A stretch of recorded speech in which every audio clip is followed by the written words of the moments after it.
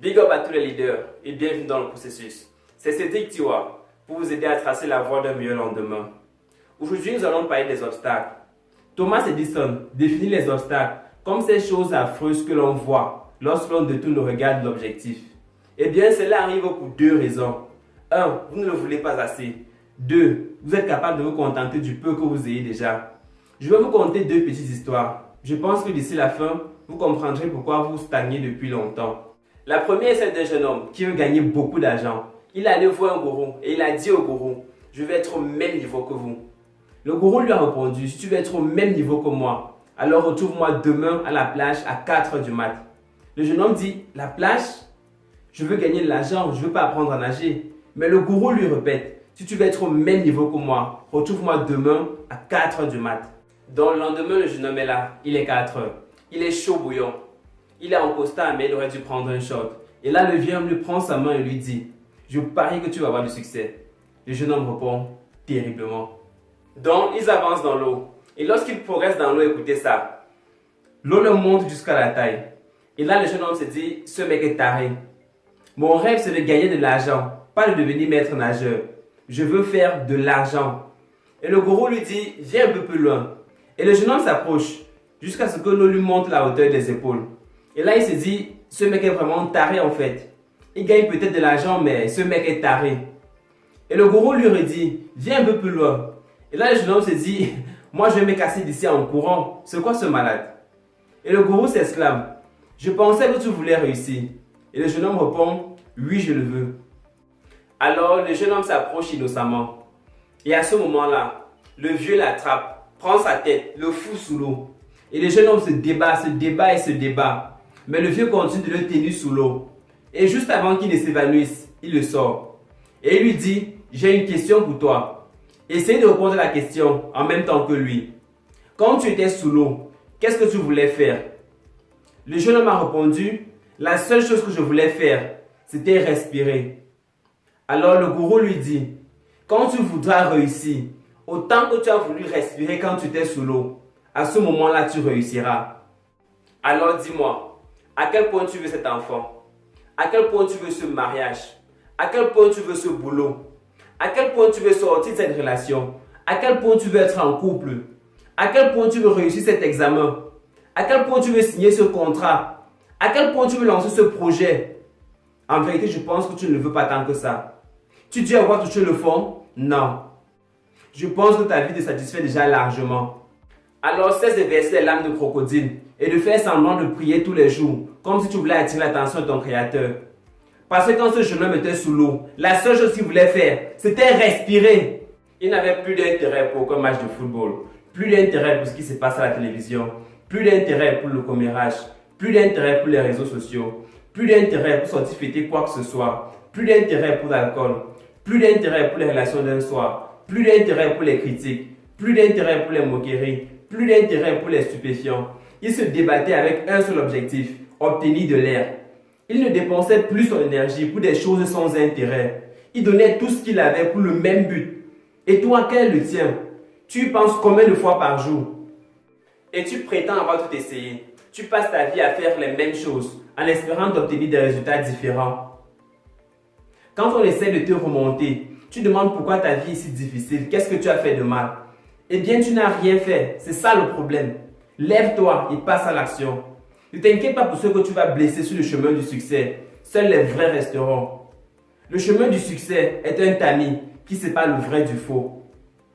Quand tu voudras réussir, autant que tu veux respirer, à ce moment tu réussiras. Mais je pense que tu pouvais te contenter du peu que tu es déjà. Vous ne voulez pas réussir autant que vous voulez dormir. Si vous voulez réussir, vous devez pouvoir abandonner le sommeil. Vous devez aussi être prêt à échouer. C'est comme ça qu'on apprend. Ce gars qui me dit qu'il veut réussir son examen, que ça fait déjà 3 ans qu'il essaie, il est gonflé à bloc. Il prend une barre de craie, il se met face au tableau. Et au moment de commencer, il y a délestage. Et il dit Dieu merci. Il ferme ses cahiers, il dépose là-bas et il va se coucher. Et quelques minutes plus tard, le courant est rétabli. Et il se fâche, mais il dit vouloir réussir.